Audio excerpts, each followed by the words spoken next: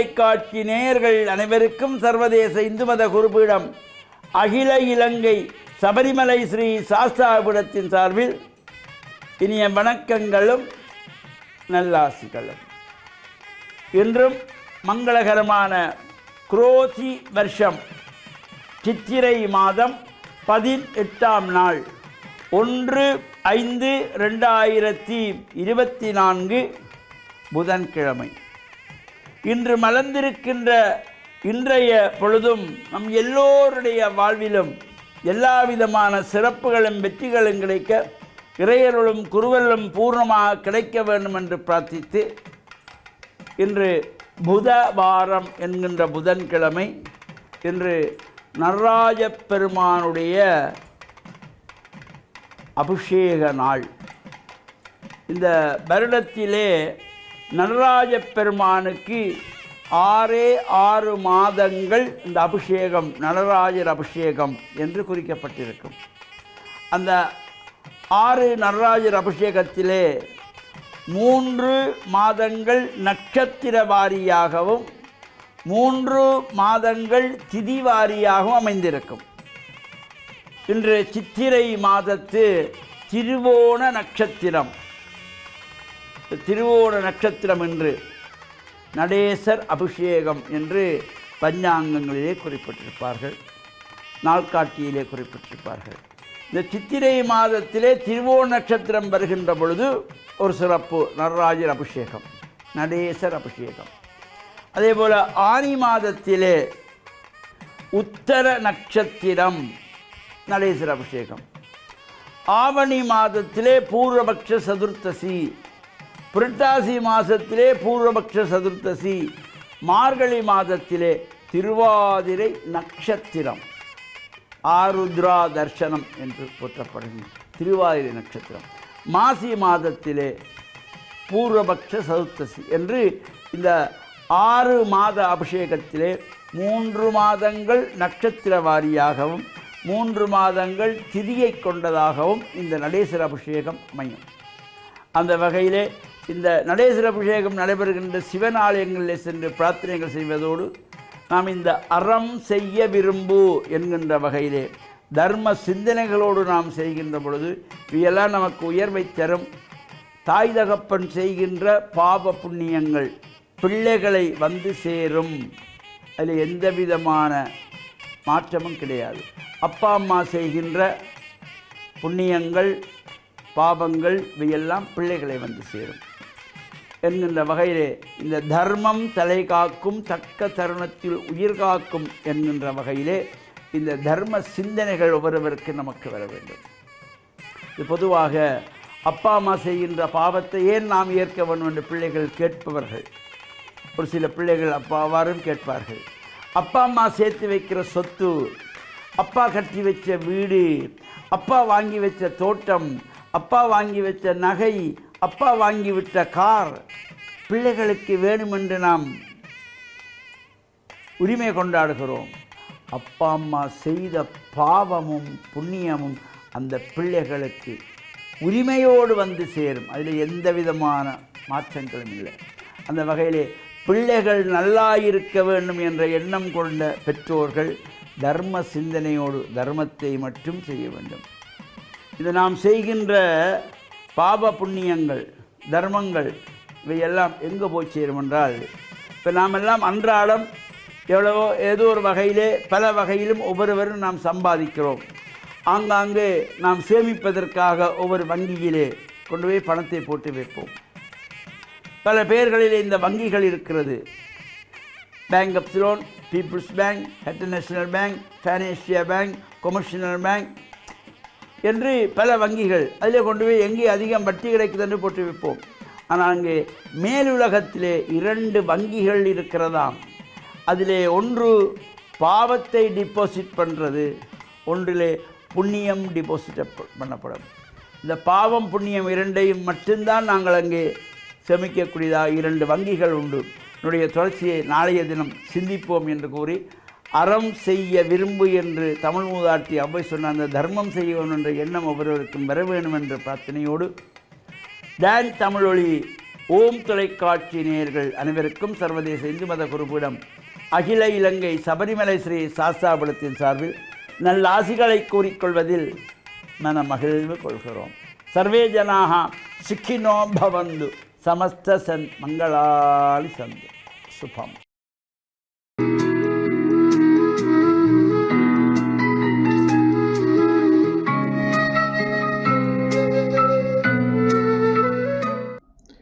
இறை இயேசுவில் என் அன்பு நெஞ்சங்களே, கிறிஸ்தவ நற்சிந்தனை வேளையில் உங்களை சந்திப்பதிலே எனக்கு மிக்க மகிழ்ச்சி.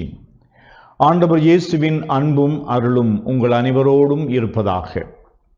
இன்று மே மாதம் 1ஆம் நாள், தொழிலாளர் தினம் என்று உலக ரீதியாக மக்கள் இந்த நாளை தொழிலாளர்களுக்கும் தொழில் புரிகின்ற அவர்களுடைய தொழிலின் மாண்பை உணர்வதற்குமான நாளாக கருதி இதை கொண்டாடுகின்றது. திரு அவை இந்த நாளிலே தொழிலாளர்களின் பாதுகாவலராக புனித சூசையப்பரை திரு அவை எமக்கு தருகின்றது. ஒரு காலத்திலே முதலாளிமார்கள் தொழிலாளிகள் என்று சொல்லிய ஒரு வர்க்க பேதம் இருந்த பொழுது, தொழிலாளர்கள் தங்களுடைய உரிமைகளுக்காக போராடுவதற்கும் இந்த தொழிலினுடைய மாண்பை அவர்களும் உணர்வதற்காகவும் அதன் வழியாக இந்த தொழிலாளர்களுடைய வாழ்வை உயர்த்துவதற்காக சமூக உணர்வும் உரிமை உணர்வும் கொண்டு போராடுகின்ற ஒரு நாளாக இருந்தது. ஆனால் இந்த முதலாளிகள் தொழிலாளிகள் என்ற இந்த வர்க்க பேதம், இந்த பாரபட்சம் தொடர்ந்தும் எங்களுடைய சமூகத்திலே இருக்கத்தான் செய்கின்றன. சில முதலாளி என்று சொல்லுகின்றவர்கள் தங்களுடைய அதிகாரத்தையும் பணத்தையும் தங்களுடைய செல்வாக்கையும் பயன்படுத்தி மற்றவர்களை அடிமைப்படுத்துகின்ற ஒரு மனநிலை, அவர்களை பொருட்களாக பயன்படுத்தி தங்களுடைய அதிக லாபத்தை ஈட்டுவதற்கு அவர்களுடைய உரிமைகளை பறிக்கின்ற ஒரு மனநிலை, இப்படிப்பட்ட ஒரு சூழல், இப்படிப்பட்ட ஒரு மனநிலை இன்றும் இருந்து கொண்டிருக்கின்றது. ஆனால் திரு அவை எமக்கு புனித யோசேப்பை அல்லது சூசையப்பரை எங்களுக்கு தொழிலாளர்களின் பாதுகாவலராக தருகின்ற பொழுது முக்கியமாக 2 விடயங்களை முன்வைக்க விரும்புகின்றது. ஒரு குடும்பத்தினுடைய தலைவராக இருக்கின்ற சூசையப்பர், அவர் தச்சு தொழிலை செய்தார் என்று அந்த கிராமத்திலே அவருக்கு பலரும் அறிமுகமானவர்களாக இருந்தார்கள். அதனாலே அந்த கிராமத்திலே அவருக்கு ஒரு மதிப்பு இருந்தது. அவர் தன்னுடைய தொழிலை மாண்புள்ள தொழிலாக, மதிப்புள்ள தொழிலாக அவர் செய்து வந்தார். இங்கு அவருடைய ஒரு பிரமாணிக்கத்தன்மையும் கடின உழைப்பும் சான்றாக வருகின்றது. ஆகையினாலே நாங்கள் எந்த தொழிலை செய்தாலும் அந்த தொழில் உண்மையிலேயே இந்த உலகத்தை இறைவன் படைத்து அதை காக்க விரும்புகின்றார். இந்த இறைவனுடைய இந்த படைப்பு ஆற்றலை எங்களோடு பகிர்ந்து கொள்கின்ற இந்த இறைவனோடு நாங்கள் உடன் உழைக்கின்றவர்களாக, இந்த உலகை அழகுபடுத்துகின்றதாக, அபிவிருத்தி செய்கின்றதாக, இந்த உலகத்தை நாங்கள் அன்பு செய்கின்றவர்களாக இருப்பதற்கு இந்த புனித சூசையப்பரிடம் இருந்து கற்றுக்கொள்கின்றோம். 2ஆவதாக, நாங்கள் எந்த தொழிலை செய்தாலும் அந்த தொழிலிற்குரிய மாண்பு என்கின்றது ஒரு மிக முக்கியமானது. மனித மாண்பு ஆண்டவருடைய படைப்பிலே பிரிக்க முடியாத ஒரு உண்மையாக அவர் அதை செய்திருக்கின்றார்.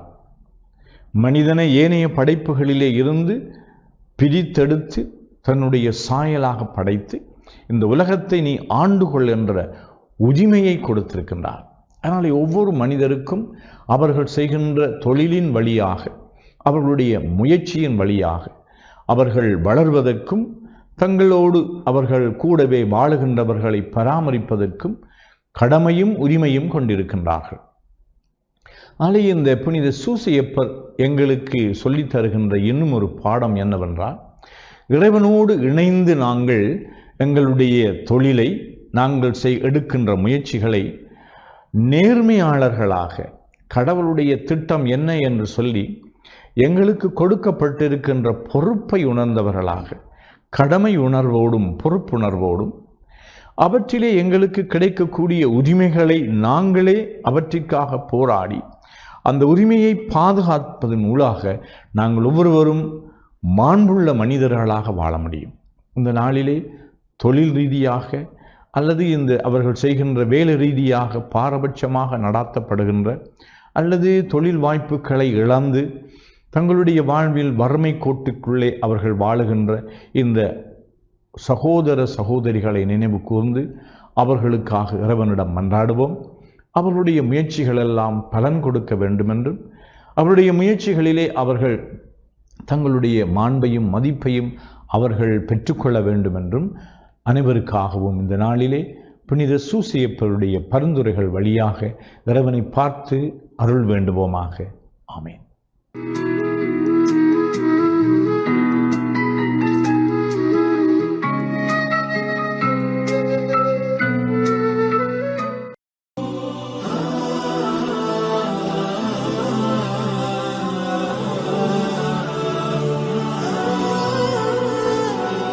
பிஸ்மில்லாஹிர் ரஹ்மானிர் ரஹீம்.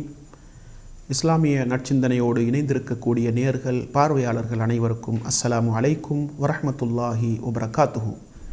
இன்றைய இஸ்லாமிய நற்சிந்தனையினூடாக நபி முஹம்மது ஸல்லல்லாஹு அலைஹி வஸல்லம் அவர்களின் வணக்க வழிபாடுகள் இபாதத்துக்கள் எப்படி இருந்தது என்பதை ரத்தின சுருக்கமாக உங்களுடைய கவனத்திற்கு கொண்டு வரலாம் என்று ஆசைப்படுகின்றேன். அன்புள்ள சகோதர சகோதரிகளே, ரசூலுல்லாஹி ஸல்லல்லாஹு அலைஹி வஸல்லம் அவர்கள் அல்லாஹ்வுடைய தூதராக இருந்து கொண்டு முன்பின் பாவங்கள் மன்னிக்கப்பட்டவராக இருந்து கொண்டு சுவர்க்கவாதி என்று அல்லாஹ்வினால் உத்தரவாதப்படுத்தப்பட்ட நிலையில் இருந்து கொண்டு எந்த அளவுக்கு இந்த உலகத்திலே இபாதத்துக்களை அவர்கள் நிறைவேற்றினார்கள் என்பதை பார்க்கின்ற பொழுது சில நேரம் நபி அவர்கள் இரவு தொழுகையில் ஈடுபடுவார்கள். நபி அவர்கள் அந்த தொழுகையிலே அல்லாஹ்வுடைய வசனங்களை ஓதி கண்ணீர் வடிப்பார்கள். அந்த நேரத்திலே அழுது அவர்களுடைய நெஞ்சிலே இருந்து ஒலிக்கக்கூடிய அந்த ஓசை ஒரு தண்ணீரை பாத்திரத்திலே ஊற்றி கொதிக்க வைத்தால் எப்படியான சத்தம் ஏற்படுமோ அந்த சத்தம் நபிகளாருடைய உள்ளத்திலிருந்து ஒலிக்கக்கூடிய அளவுக்கு அழுது அல்லாஹ்வுடைய வசனங்களை ஓதி தொழுகையை நபி அவர்கள் நிறைவேற்றுவார்கள். சில பொழுதுகளில் நபி அவர்கள் தொழுவார்கள், கால்கள் வீங்குகின்ற அளவுக்கு இபாதத்தில் அதிகமாக ஈடுபடுவார்கள். அந்த நேரத்தில் சஹாபாக்கள் கேட்பார்கள், அல்லாஹ்வின் தூதரே, நீங்கள் முன்பின் பாவங்கள் மன்னிக்கப்பட்டவராக இருந்து கொண்டு கால்கள் இந்த அளவுக்கு வீங்குகின்ற அளவுக்கு ஏன் சிரமப்பட்டு நீங்கள் தொழ வேண்டும், நீங்கள் வணக்கம் புரிய வேண்டும் என்று கேட்ட நேரத்திலே நபி அவர்கள் சொல்லுவார்கள், அதாவது அஃபலா அகூனு அப்தன் ஷக்கூரா, அல்லாஹ்வுக்கு நன்றியுள்ள ஒரு அடியானாக நான் இருக்கக்கூடாதா? என்னுடைய பாவங்களை எல்லாம் மன்னித்தான், எனக்கு சுவனத்தை வாக்களித்திருக்கின்றான், எனவே அந்த ரஹ்மானுக்கு நன்றி உள்ளவனாக நான் இருக்கக்கூடாதா என்று நபி அவர்கள் கேட்பார்கள். அந்த அளவுக்கு வணக்க வழிபாடுகளில் ஆர்வத்தோடும் ஆசையோடும் ஈடுபடுவார்கள். ஒரு நாளைக்கு 100 தடவைகளுக்கு மேல், இன்னொரு அறிவிப்பில் 70 தடவைகளுக்கு மேல் அல்லாஹ்விடத்திலே பாவ மன்னிப்பு தேடுவார்கள். முன்பின் பாவங்கள் மன்னிக்கப்பட்டவர் இருந்தாலும் பாவ மன்னிப்பு தேடுவது என்பது ஒரு வணக்கம், ஒரு இபாதத். எனவே அந்த இபாதத்தை ஒரு நாளைக்கு 100 தடவைகளுக்கு மேல் நிறைவேற்றுவார்கள் என்றால் அந்த அளவுக்கு இபாதத்துக்களை நிறைவேற்றுகின்ற விடயத்தில் நபி அவர்கள் ஆர்வத்தோடு ஈடுபட்டார்கள். இரவு நேரங்களில் இரவு தொழுகையில் ஈடுபடுவார்கள், தர்மங்களை செய்வார்கள். தனக்கு இல்லை என்றாலும் இருப்பதை கொடுத்து தர்மம் செய்து வணக்கத்தை நிறைவேற்றுகின்ற பக்குவம் நபிகளாரிடத்திலே இருந்திருக்கின்றது. அதே போன்று நபிகளாருடைய மனைமார்களை கூட அப்படியான பாதையிலே அப்படியான ஒரு அடிப்படையிலே வளர்த்தெடுத்தார்கள், பயிற்சிகளை கொடுத்தார்கள் என்பதை நாங்கள் புரிந்து கொள்ளலாம். எனவே ரசூலுல்லாஹி ஸல்லல்லாஹு அலைஹி வஸல்லம் அவர்கள் இபாதத்துக்களை நிறைவேற்றுகின்ற விடயத்தில், வணக்க வழிபாடுகளை நிறைவேற்றுகின்ற விடயத்தில் அதிகமான ஆர்வத்தோடு இந்த உலகத்திலே செயல்பட்டார்கள். மனைமார்களுக்கு தெரியாமல் கூட சில வணக்கங்களை செய்வார்கள். இஹ்லாஸோடு, அல்லாஹ்வுக்கு தெரிந்தால் மாத்திரம் போதும், அல்லாஹ்வை திருப்திப்படுத்துவதற்காக மாத்திரம் இரகசியமாக வணக்க வழிபாடுகளை நிறைவேற்றக்கூடியவர்களாக நபி அவர்கள் இருந்தார்கள். எங்களுக்கு தெரியும், நபிகளார் ஸல்லல்லாஹு அலைஹி வஸல்லம் அவர்கள் 2-3 நாட்கள் இரவு தொழுகையை கூட்டாக நிறைவேற்றினார்கள். சஹாபாக்களை பின்னால் வைத்து நபி அவர்கள் அந்த தொழுகையை நடாத்தினார்கள். அதற்கு பிறகு நபி அவர்கள் வரவில்லை. சஹாபாக்கள் எதிர்பார்த்து கொண்டிருந்தார்கள். நபி அவர்கள் கடைசி வரைக்கும் வரவில்லை. ஃபஜ்ருடைய நேரத்திலே, சுபஹ் அதிகாலை தொழுகை நேரத்திலே நபிகளாரிடத்திலே சஹாபாக்கள் கேட்கின்றார்கள், அல்லாஹ்வின் தூதரே, உங்களை எதிர்பார்த்து கொண்டிருந்தோம், நீங்கள் வரவில்லையே என்று கேட்ட நேரத்திலே நபி அவர்கள் சொன்னார்கள், எனக்கு தெரியும் நீங்கள் எதிர்பார்த்து கொண்டிருந்தீர்கள், இருந்தாலும் நான் வந்திருந்தால் உங்களுக்கு அது கடமையாக்கப்பட்டுவிடும், உங்களுக்கு கடமையாக்கப்பட்டிருந்தால் உங்களால் அதை செய்ய முடியாமல் போய்விடும், அதனால்தான் நான் வரவில்லை, உங்களுக்கு தொழுகை நடாத்த வரவில்லை என்று நபி அவர்கள் சொன்னார்கள். எனவே இரவு தொழுகையை கூட நபி அவர்கள் தனக்கு கடமையாக்கப்பட்ட அந்த தொழுகையாக கருதி அவர்கள் அதை நிறைவேற்றினார்கள். அதே போன்று வணக்க வழிபாடுகளை மிக கூடுதலாக நபி அவர்கள் நிறைவேற்றினார்கள். இபாதத்துக்களில் ஆர்வத்தோடு நபி அவர்கள் செயல்பட்டார்கள். இந்த உலகத்திலே எவரும் நிறைவேற்றாத அளவுக்கு அதிகமான வணக்க வழிபாடுகளை நபிகளார் நிறைவேற்றினார்கள். எனவே அல்லாஹ்வுடைய தூதை சொல்லுவதற்கு வந்தவர், அல்லாஹ்வுடைய தூதராக வந்துதித்தவர், அல்லாஹ்வுடைய மார்க்கத்தை பிரச்சாரம் செய்ய வந்தவர், மக்களுக்கு முன்மாதிரியாக வாழ்ந்து காட்ட வேண்டும் என்பதற்காக வேண்டி எவரும் நிறைவேற்றாத அளவுக்கு இபாதத்துக்களை வணக்க வழிபாடுகளை இந்த மண்ணிலே நிறைவேற்றினார்கள். கால்கள் வீங்குகின்ற அளவுக்கு நின்று வணங்கினார்கள், அல்லாஹ்விடத்திலே பாவ மன்னிப்பு தேடினார்கள், சுன்னத்தான வணக்கங்களை நிறைவேற்றினார்கள், கடமையான வணக்கங்களை கூட உரிய நேரத்தில் ஆர்வத்தோடு நிறைவேற்றினார்கள். எனவே இபாதத்துக்களை அதிகமாக ஆசையோடும் ஆர்வத்தோடும் அல்லாஹ்வின் தூதர் ஸல்லல்லாஹு அலைஹி வஸல்லம் அவர்கள் நிறைவேற்றி இருக்கின்றார்கள் என்பதை மிக தெளிவாக வரலாற்றின் மூலம் நாங்கள் புரிந்து கொள்ள முடியும். எனவே அல்லாஹ்வுக்கு கட்டுப்பட்டு வாழக்கூடிய நாங்கள் அல்லாஹ்வுடைய திருப்தியை மாத்திரம் இலக்காக கொண்டு மறுமையில் சுவன இலக்கை அடைய வேண்டும் என்ற ஆர்வத்தோடு வாழக்கூடிய நாங்கள் ஆர்வத்தோடும் ஆசையோடும் உள்ளச்சத்தோடும் அல்லாஹ்வை திருப்திப்படுத்துவதற்காக மாத்திரம் இபாதத்துக்களை வணக்க வழிபாடுகளை நிறைவேற்றி அதன் மூலம் அல்லாஹ்வுடைய சுவனத்தை அடைவதற்கு வல்லவன் ரஹ்மான் எனக்கும் உங்கள் அனைவருக்கும் துணை புரிவானாக. வாஹிர் தஅவானா அனில் ஹம்துலில்லாஹி ரப்பில் ஆலமீன்.